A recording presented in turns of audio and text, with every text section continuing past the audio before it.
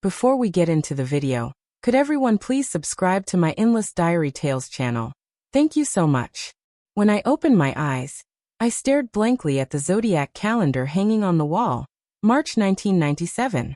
Only 1 week left until my wedding with Ethan Hayes. The shock hit me like a tidal wave.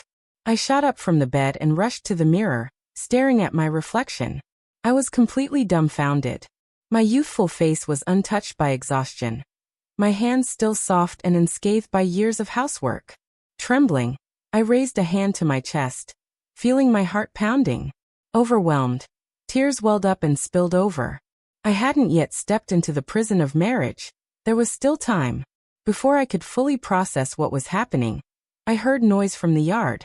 It was Ethan Hayes, his face filled with excitement as he held Olivia Carter's hands. His voice brimming with emotion, he said, "Olivia, I will never let go of your hand again. Losing you made me realize how much I regret spending my life with someone I didn't love. It was pure agony. I don't want to wait until I'm 60 to finally understand. I want us to be together now. Let's call off the engagement." A wave of disbelief surged through me. My gaze was fixed on his youthful face outside the door, my entire body frozen. His words, his every expression, made one thing glaringly clear. Ethan Hayes had also been reborn. In my past life, he had been the one who cruelly removed my oxygen mask. Yet in front of everyone, he had acted devastated, playing the part of a grieving husband. The arriving doctors and nurses had tried to comfort him. "Professor Hayes, you and your wife spent so many years together. We know this decision wasn't easy. You just didn't want to see her suffer anymore. Please accept our condolences." "Yes," another nurse chimed in. "We all know how much you loved her. Life is long, you have to move forward." But only I knew Ethan's tears were not from sorrow. He had only forced himself to look broken, putting on a show of unbearable grief as he staggered away, trying to maintain his image as a devoted husband and a respected professor. In reality, he could hardly wait to rush to the airport and bring back the woman he had loved all his life. Petals from the funeral flowers scattered onto the cold ground, crushed under his shoes, staining the floor with dark smudges, just like my absurd, tragic life. I had closed my eyes and let go, completely losing consciousness for the last time. That was my final thought before death claimed me. Now reborn in this moment, I clenched my fists tightly. My parents saw me standing in the doorway in a daze, thinking I was heartbroken. My father's face darkened as he turned on Ethan Hayes, his voice laced with anger. "The Hayes family truly has no shame. Over the years, because of this marriage arrangement, we've done everything to support you. When your mother was gravely ill, wasn't it my wife and I who dragged a cart through the snow to rush her to the hospital? And now you're telling us you don't love Emma Sullivan anymore." Ethan and I had been engaged since childhood, an arrangement set by my grandfather, the Hayes family. I was poor, barely making ends meet with borrowed money out of respect for the engagement. My parents had often stepped in to help them financially. Olivia Carter, standing beside Ethan, looked at him with pitiful eyes. Her voice was soft yet filled with sorrow. "Ethan, please don't let me come between you and Emma. Mr. Sullivan is right. You have to marry her. After all, her family has done so much for you. You owe them. No matter how much I love you, I have to let go." Her seemingly selfless words only made Ethan's gaze toward me grow colder, more filled with resentment. Just then Mrs. Hayes rushed over, panting from exertion. She raised her hand, ready to strike him. "You ungrateful son. The Sullivan family has shown us nothing but kindness. Emma even saved my life. If you break off this engagement, we won't be able to hold our heads up in this town." But her hand, raised high, never fell. She was waiting for me to react the way I had in my past life, to rush forward and stop her out of love for Ethan. What a joke! If anything, I wished I could be the one to slap him myself. Since fate had given me a second chance, I would never be Ethan Hayes' devoted wife again. I would live for myself. "Fine, I agree to the annulment." The moment those words left my lips, not only Ethan but everyone around us froze. The entire street knew I had loved Ethan Hayes since childhood. How could I let go so easily? Ethan stared at me in disbelief. "Emma, are you really willing to call off our engagement?" I scoffed. "Of course not. Hearing that, Olivia Carter quickly turned away, her eyes welling up with fake tears. If Emma refuses to let you go, then I won't stand in the way of your future, Ethan. I'll step aside. We should part ways. Ethan's heart ached as he pulled her into his arms. Ethan turned back to look at me, his expression shifting into one of impatience, as if my reaction was exactly what he had expected. But before he could say anything, I continued. So you need to pay back the money. His face stiffened. All these years, my family has spent a lot on yours, both inside and out, and that was all because of our engagement. Now that you want to break it off, you should at least settle the debt. Ethan had clearly never expected me to ask him for money. After all, in his mind, I was someone who would have gladly handed him money if he so much as hinted at needing it. His first instinct was to assume that this was my way of holding on to him, trying to force him into a corner with money. Annoyance flickered across his face. He opened his mouth to agree immediately, but then hesitated. It was 1997. He wasn't yet the esteemed professor he would one day become. He had no money at all. I smirked. I know you don't have the money right now, so write me an IOU. I already have paper and a pen ready for you. Standard interest, $10 per month. You can repay it over 3 years. Ethan's mother, who had always taken advantage of my family's generosity, tugged at his sleeve, hesitating now that she saw how cold and resolute I had become. He'd pay them back double once he gets that scholarship. Grant, nothing's even certain yet, and he's already making promises. She turned to me and said, Emma, don't be sad. I'll introduce you to someone better. Sad. I didn't even have time to be sad. The next 20 years would be a golden era of economic growth in China. I had to seize this opportunity. I had to make money, serious money. Ethan Hayes, Lucas Hayes, Adam Hayes. It didn't matter who he was. I would have everything I wanted. At that thought, I handed over a bundle of goods and smiled. Thank you, Mrs. Xiao. Here, take a look. These are denim jeans. They're a huge hit down south. Pick a pair you like, and I'll give you 20% off. My clothing store officially opens tomorrow. Bring the other ladies and help me spread the word. Mrs. Zhao's face lit up with delight, her eyes crinkling in excitement. But I never expected that later that night, while I was restocking my inventory, Ethan and Olivia would suddenly show up. Ethan scoffed as he looked around my small, old shop. So after all that effort, this is what you ended up with? A tiny rundown store?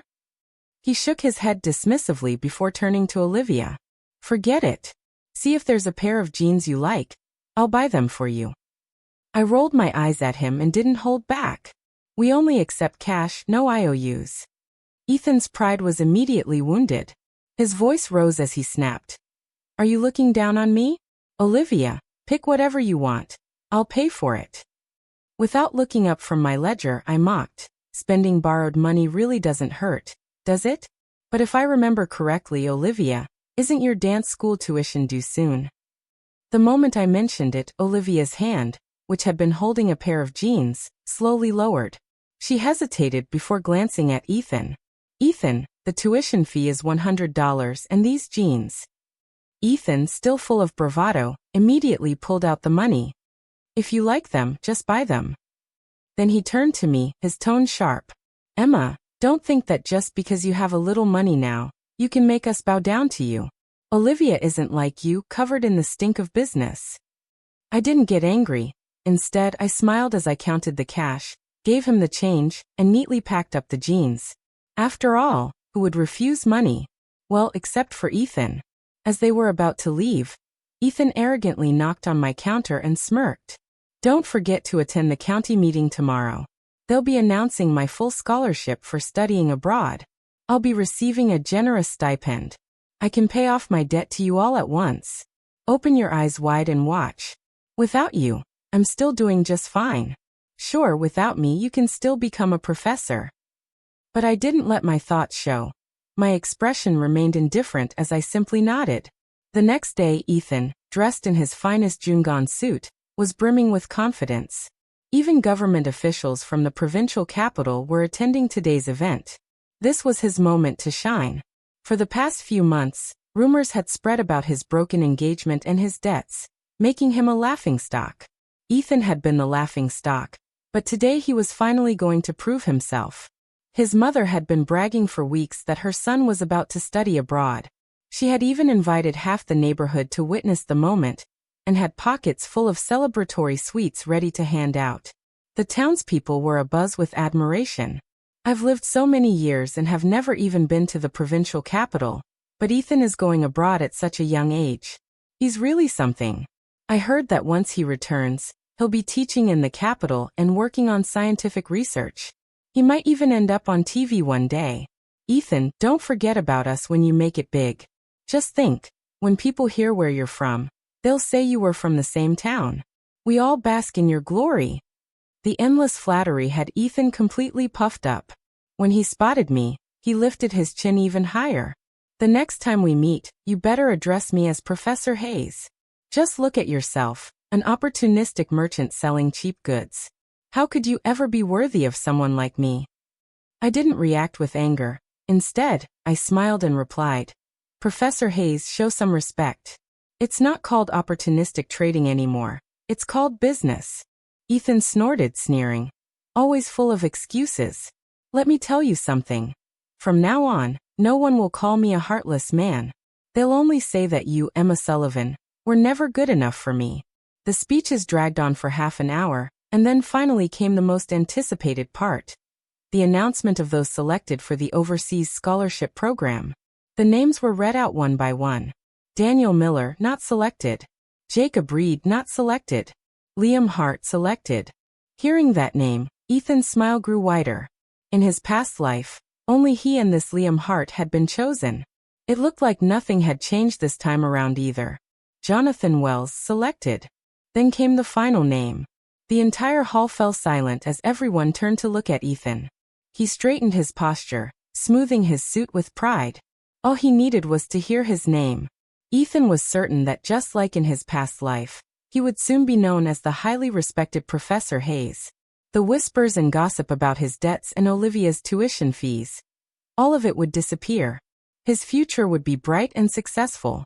He had already taken half a step forward, his gaze sweeping over me with barely concealed contempt. But in the next second, the voice over the microphone announced, "Not selected." Ethan froze. His body stiffened in disbelief as his voice instinctively rose.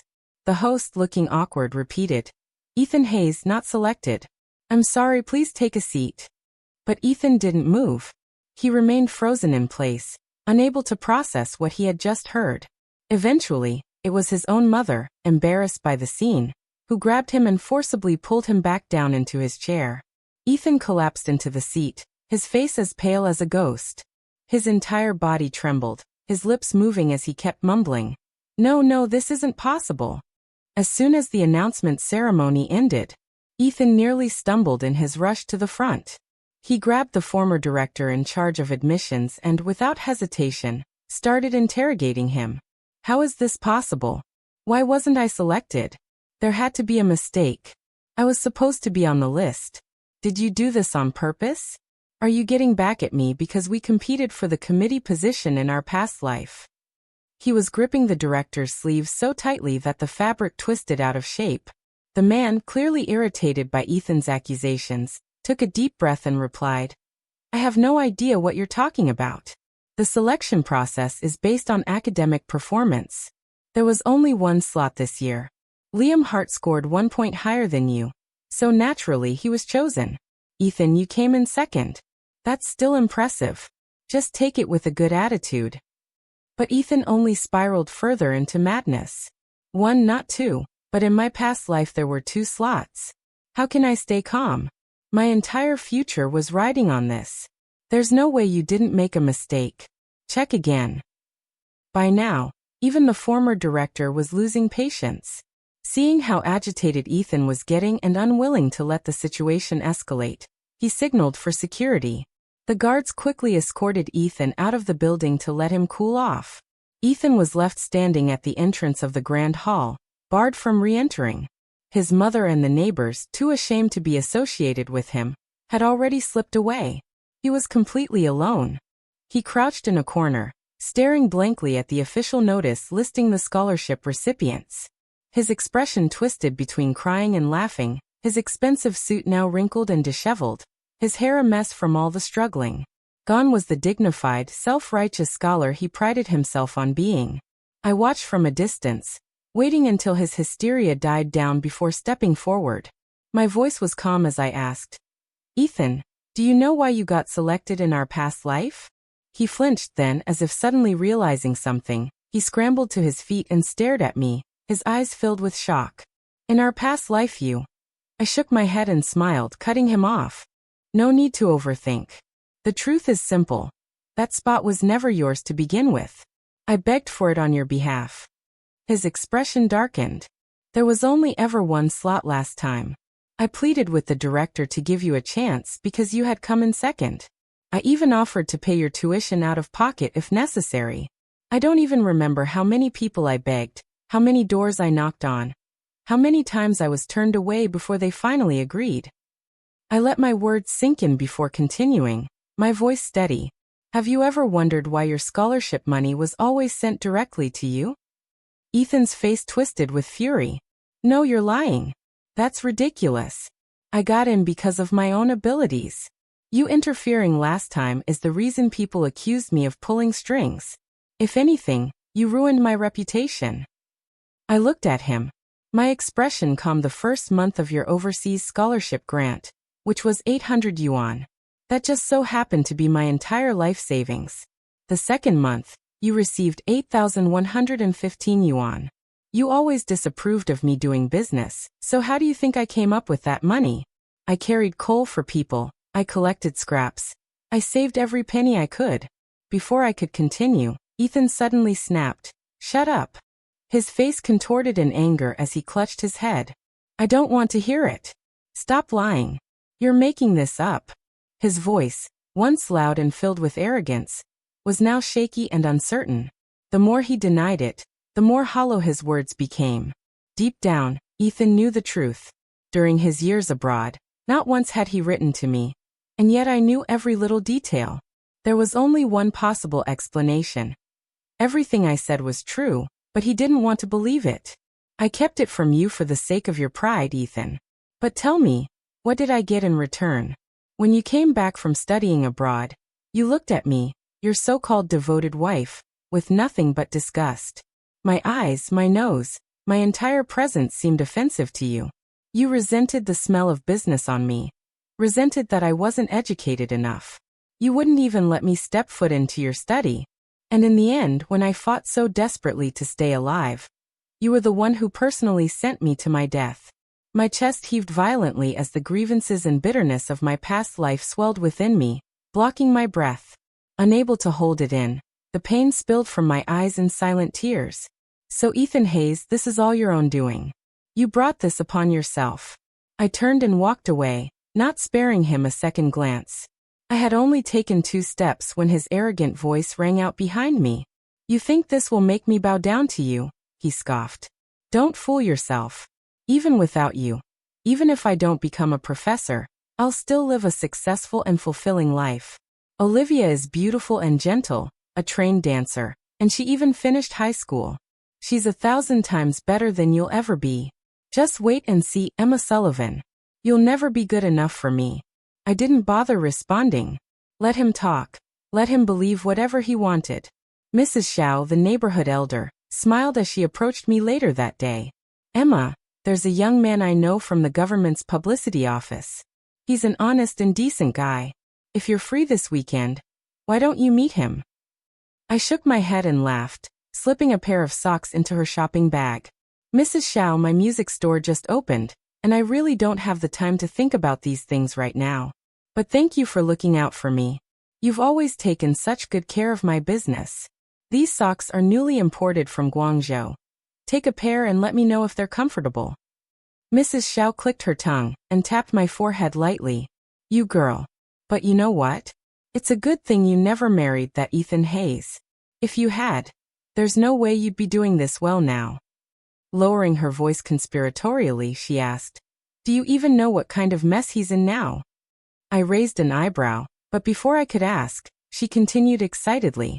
"After all that bragging, after dragging half the town to his announcement ceremony, He didn't even get selected. How embarrassing is that? And don't forget, he borrowed a lot of money under the promise that he was going abroad. She snorted. Now sure, he got assigned to an elementary school as a teacher, and he makes 50 yuan a month, but with all those debts, who knows when he'll ever pay them off? Someone even tried to help him out by introducing him to a job, and guess what? He refused, said it was beneath him. Can you believe that? His pride is through the roof, even when he can barely afford to eat. I smirked. Really? She leaned closer. That's why it's better to stay away from people like him. He thinks he's above everyone when in reality he's sinking. Just as she finished speaking, the door to my store creaked open. Ethan stepped in, his head slightly lowered, his expression unreadable. Without a word, he walked straight to the counter and knocked on it. His voice was cold and commanding. Emma, step outside. I scoffed. And why would I do that? Do you think I'm still your unpaid maid, ready to jump at your every order? My tone was indifferent, and I didn't even look up from what I was doing. I'm busy running my store. If you have something to say it here. He clearly hadn't expected me to shut him down so directly. His face twitched, and after an awkward pause, he hesitated before pulling out a plastic bag from his briefcase. Inside was the pair of jeans he had bought for Olivia. Return these, he said. I barely glanced at them before replying. No refunds. The tags are cut, and they've already been washed and worn. Ethan's jaw clenched. Why not? She barely wore them. Why won't you take them back? His eyes darkened with frustration. Emma, don't let your personal feelings get in the way of business. Just because you're bitter about me leaving you doesn't mean you have to be petty about something like this. Before I could even respond, Mrs. Xiao slammed her palm on the counter, stepping in front of me. Ethan Hayes, do you have no shame? She scolded him without hesitation. Who tries to return worn clothes and demands a refund?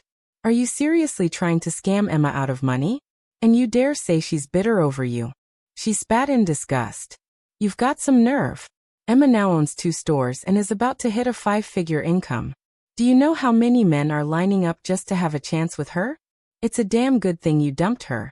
Otherwise, she would have been stuck dragging your sorry ass around for the rest of her life. Mrs. J's voice carried through the store, and a few other customers turned their heads in interest. Ethan's face turned red, his hands tightening into fists, but Mrs. J wasn't finished.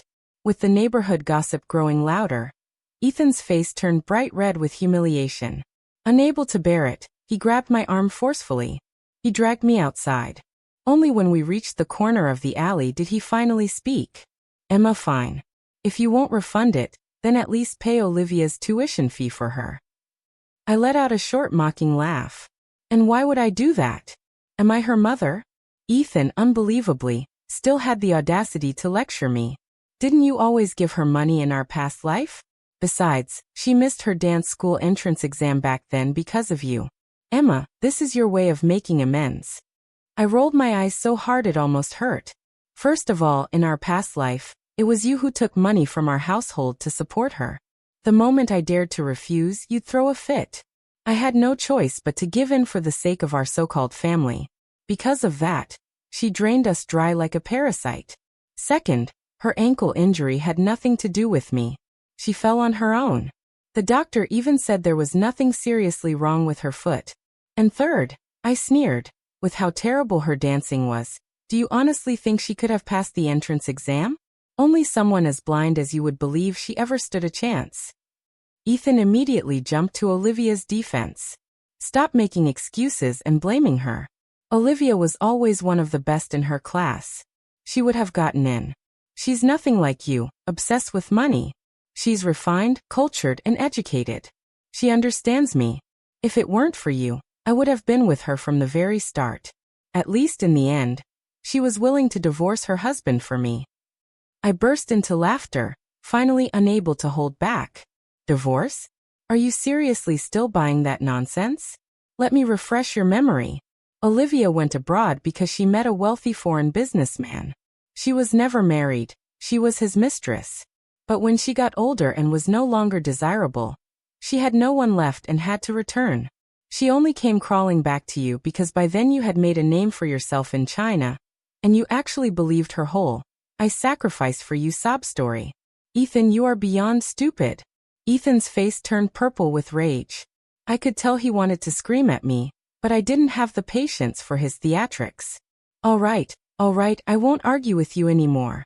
But hey, this time I didn't trip her, right? So why don't you have her take the dance exam again? Let's see what score she gets. I crossed my arms and smirked. And since you think she's so noble, let's also see how devoted she is now that you have no money, no status, and no promising future. Ethan shoved the jeans back into his bag, his glare sharp as a blade. You're full of it. Olivia isn't the kind of person you say she is. I'll prove it to you. I didn't know how or from whom Ethan managed to borrow money, but Olivia did end up taking the entrance exam. On the day the results were posted, I was busy at the wholesale clothing market stocking up on new inventory. My business had expanded. I had just acquired a new 2-story shop, and things were going incredibly well. I barely had time to keep up with orders, let alone worry about Ethan and Olivia.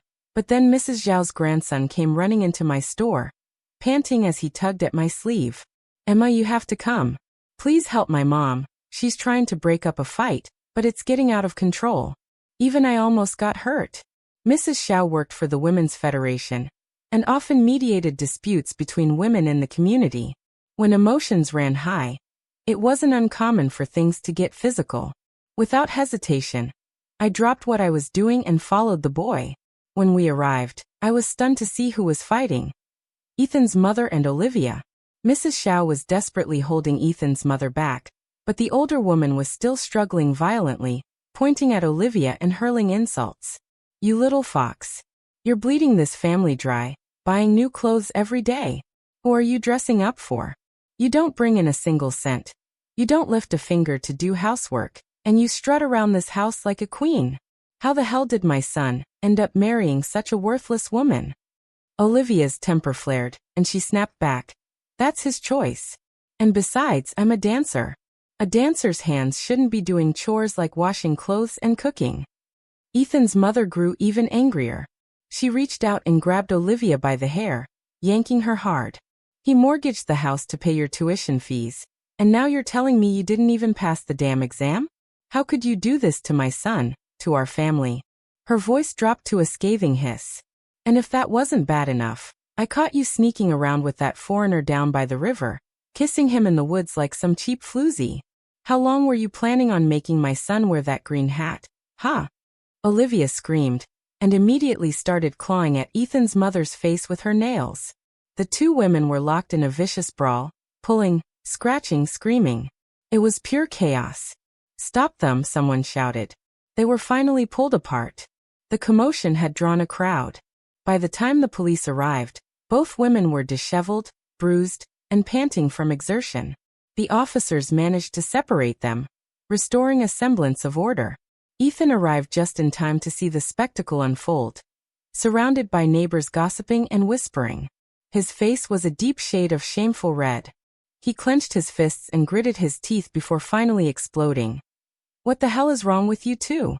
Do you have to humiliate me like this in front of everyone? How am I supposed to show my face after this? Ethan's mother clung to him, sobbing as she wailed. My son. Thank goodness you're here. This shameless woman, after I caught her cheating, was packing her things to leave. We went into debt just to marry her. And now she's found herself a rich man and wants to run off. Where's the justice in that? Ethan didn't respond to his mother. Instead, his face darkened as he turned to Olivia, his voice cold and sharp. Olivia, you told me you were staying late at school to practice, but when I went to ask your teachers, they told me you barely show up for class. You're always at the bottom of the rankings, and you've been getting close to some foreign guy. Meanwhile, the one actually placing first in every exam is your classmate, Jessica Wu. You've been lying to me this whole time, haven't you? Olivia's face twisted in anger. You were checking up on me. Answer me. Faced with Ethan's questioning, Olivia let out a bitter laugh as if she had finally given up pretending. Yeah, I lied. She lifted her chin defiantly. Since you found out, I won't bother keeping up the act. Your mother was right. You were right. But none of this is my fault. Her tone turned mocking as she sneered at him. You told me you were going to be a professor, that you'd study abroad, get a generous stipend, and come back with a bright future. That's why I stayed with you. But look at my life after marrying you. Sure, the wedding was grand, but all of it was borrowed money. Every month when your paycheck comes in, the debt collectors are at our door, ready to take everything, even the pots and pans. I can't even remember the last time we ate a proper meal with meat in it. And now you're so broke you're trying to return the one new piece of clothing you bought me. You're just a pathetic, broke man with nothing but useless pride. You have no future, no status, no ambition. And you expect me to struggle alongside you? I regret ever marrying you.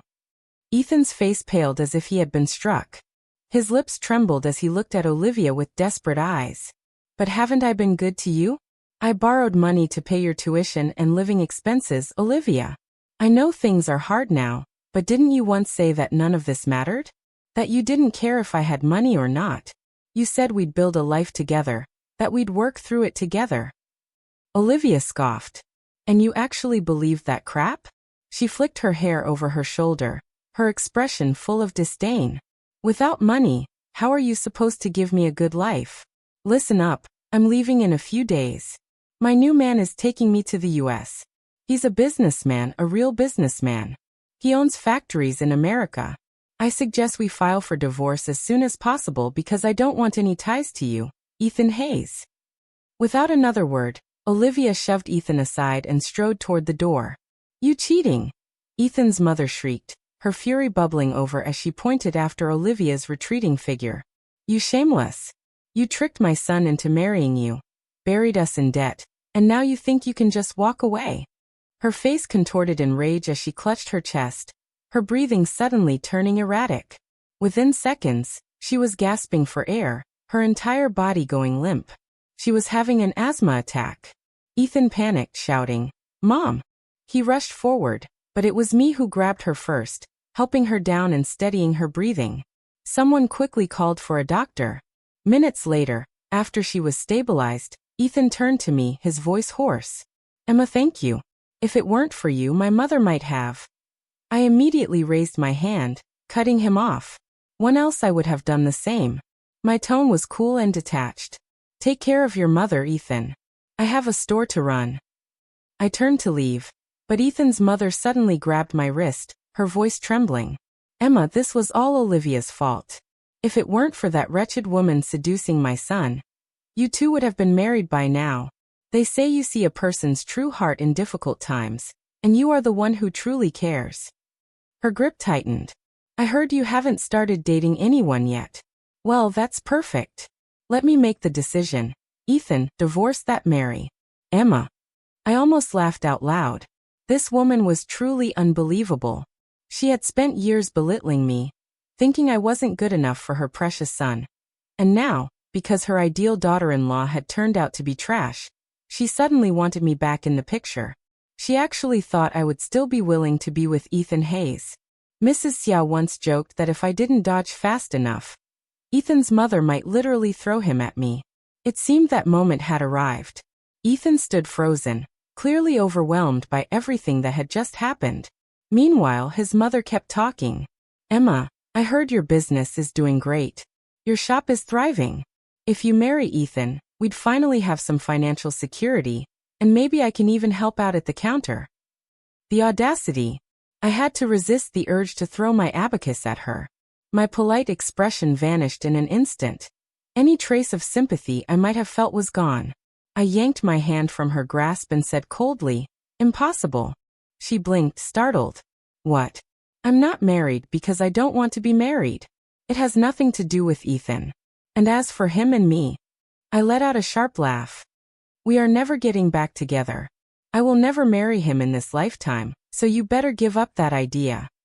I smiled, deliberately provoking Ethan's mother and Ethan himself. Besides, I don't marry divorced men. Their faces immediately turned ashen. Ethan's mother opened her mouth, but no words came out, while Ethan's expression darkened with suppressed fury.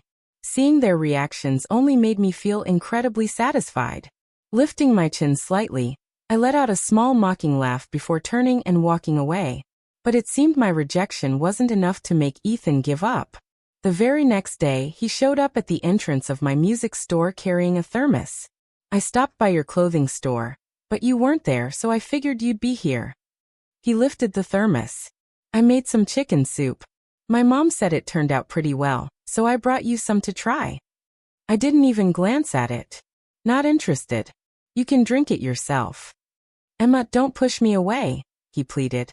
Just think of it as me repaying a debt, a way to make up for all the mistakes I made in this life and the last. I looked at him coldly. Repaying a debt? Don't make me laugh. After you became successful, you lost count of how many times you mocked me. You yourself once said, if it weren't for paying off a debt, why would I have ever married a woman? Like you, someone who only knows how to make money and never bothers to read books. I cross my arms. If you really regret it, then do me a favor and get lost as far away as possible. I don't want anything to do with you ever again. And don't worry, I wouldn't dare taint such a refined scholar with my so-called stench of business. Ethan's face flushed a deep red. He lowered his head, utterly humiliated. He didn't say anything for a long time, just stood there in silence. By the time I looked up again, he was gone. That evening, I turned to my assistant. Next time he shows up, don't let him in. For the next few days, Ethan kept coming to my stores, trying to make his presence known, but I had already instructed my employees to block him at the door. A week later, he finally found a way to ambush me at the back entrance of my warehouse. The moment he saw me, he blurted out, Emma, I'm sorry. I know I should have said this a long time ago. His voice was raw, filled with desperation. I've always been too proud. You've seen me at my worst and I hated it. That's why I kept putting you down, because I couldn't stand to face my own failures. His eyes were red as he continued, but now I understand. You are the only one who ever truly cared for me. You ran our household, you raised my children, you gave up your own dreams for me. His voice cracked. I was blind, Emma, so blind. But I see it now. It took me too long to realize, but I swear I will treat you like a treasure from now on. I will make it up to you. Please just give me a chance. Hearing this, I didn't feel satisfied. I didn't feel vindicated. I felt nothing. In that moment, I only regretted one thing. That I had ever wasted my love on this man. Looking at Ethan's still youthful face, I realized I no longer felt anger, hatred, or resentment, just apathy. I met his gaze and spoke evenly. I hear you, but I don't accept your apology. His breath hitched, his expression crumbling. I can't forgive you, not for the last life and not for this one. I continued. In this life I have wealth, beauty, and youth, but in my past life, I spent years bedridden with illness. Did you ever come to see me? Did you ever hold my hand? No, you left me to rot. 50 years of emotional neglect, and then at the very end, you cheated on me. I exhaled slowly, looking him straight in the eye. Ethan, you weren't just proud, you were a coward. The only way you ever felt good about yourself was by stepping on me. His face paled, but I didn't stop. You used to say without me, you never would have had this life, but the truth is, without me you are nothing. I pulled an envelope from my pocket and stuffed it into his hand. It was an invitation. My grand restaurant opens tomorrow. Make sure to stop by, I told him, my lips curling into a smirk. Open your eyes and take a good look at just how well I'm doing without you. Ethan didn't show up the next day. Maybe he was lurking in the crowd, watching from afar, but I didn't care. I was too busy handling the grand opening, cutting the ribbon, greeting guests, and overseeing the cash registers with the memories from my past life. I had mastered modern marketing tactics, flash promotions, early bird discounts, free fruit samplings, every trick in the book. By the time night fell and I was tallying up the sales, one of my employees, little Sue, suddenly leaned over and whispered, Emma, did you hear that teacher Ethan Hayes got fired? The money in my hand froze. He got fired from his teaching job. Little Sue nodded and continued. It was because of the house. Remember how he mortgaged it to pay for Olivia's tuition? Well, he never managed to pay back the loan, and the company he borrowed from wasn't exactly reputable. The interest kept piling up, worse than anyone expected. In the end, not only did he lose the house, but the debt kept growing, and he still couldn't pay it off. But that wasn't even the worst part, little Sue added. The debt collectors actually showed up at his school demanding their money, even though what they did was illegal. The kids were terrified, parents started filing complaints one after another, and before long, the school had no choice but to fire him. She sighed. Now everyone back home treats his family like they're cursed. The people he borrowed from chase him down and curse him every single day. Even the wedding gifts, the 4 major household items, were taken away to pay off his debts. I heard his mother's asthma got worse, but they didn't even have the money for her treatment. I tied a bundle of cash together with a rubber band, barely looking up as I replied, "Is that so?" This time, I felt no sympathy. In my past life, when he ripped the oxygen mask off my face and let me die, did he ever think this day would come? Let go of the need to save others, respect their fate. In this life, Ethan was simply reaping what he had sown. I looked at little Sue and said, "From now on, you'll be the acting manager of the restaurant. The county's market is too small. I'll be heading to the provincial capital soon to explore new opportunities." Compared to our small town, the provincial capital was far more developed. The economy was booming, and while my clothing and music stores were successful in the county, they might not perform as well in a bigger city. But this was the 1990s. Ice skating rinks, karaoke bars, internet cafes, mobile phone shops, computer centers, entertainment venues, and bubble tea chains. These were the trends of the era. Just as I predicted, it didn't take long for my businesses to flourish. Step by step, I went from Miss Sullivan to Boss Sullivan, then President Sullivan, and finally Entrepreneur Sullivan. As for Ethan, once I moved to the provincial capital, I barely heard anything about him. The only updates came from my parents. When they visited our hometown, occasionally they'd mention him in passing. How he had ended up doing the very thing he once looked down on, selling toys in the streets. How his mother had fallen gravely ill and passed away. How he was constantly on the run from debt collectors. An unfortunate incident. He was hit by a car and left with a permanent limp. But the topic that always came up the most was me. The small-town girl who became a well-known entrepreneur. The woman who was featured in newspapers and on TV. People in my hometown took pride in knowing me, bragging that I was the one who funded the first asphalt road in the county. I never commented on it. Instead, I simply smiled and dressed my parents in the latest designer clothes and accessories. In my past life, I was a housewife relying on Ethan to provide for me. I never had money to buy anything nice for my parents, let alone take care of them properly. But now I was rich, and I wanted to give them the best of everything. "Emma, this jewelry is too much. I can't wear all of it," my mother said with a chuckle. My father laughed. "Just wear it. It's from our daughter after all. Besides, when we go back home, everyone will say our Emma is successful." More than 20 years passed in the blink of an eye. Maybe it was because my life had been so good in this timeline that I had nearly forgotten about my past life entirely. That was until today when I took my daughter back to our hometown to visit my parents. As we walked through the familiar streets, I saw a man pushing a cart filled with roasted sweet potatoes. There was something eerily familiar about him. "Mom, when I'm at university, the cafeteria doesn't even sell roasted sweet potatoes. I've been craving them," my daughter grinned, tugging at my arm as we stopped by the cart. The vendor, an old man with graying hair and rough, calloused hands, hunched over as he carefully adjusted the fire in his cart. His worn-out cotton cap was caving in, his entire figure covered in a layer of dust and soot. It was Ethan Hayes. When our eyes met, he immediately looked uncomfortable. His fingers fumbled as he reached up to adjust his cap, as if trying to salvage a shred of dignity. "Emma, long time no see," he said. Even now he still called me by my old name. Before I could respond, my daughter happily picked out a few sweet potatoes. When I handed him the money, he refused to take it. "It's on me," he mumbled. "But the kid." As I was about to insist, I heard a voice calling from behind me. "Emma, Emma." I turned around just in time to see my husband, Liam Hart, walking toward me, carrying a massive bouquet of flowers with a bright smile. He opened the car door and jogged over to me. I had a business conference overseas and it took longer than expected. I got off the plane and came straight here. "I hope my beautiful wife won't be too mad at me," he said as he leaned in and kissed my forehead. Happy anniversary, my love. I shook my head as I took the flowers from him. You didn't have to rush. It's just an ordinary day.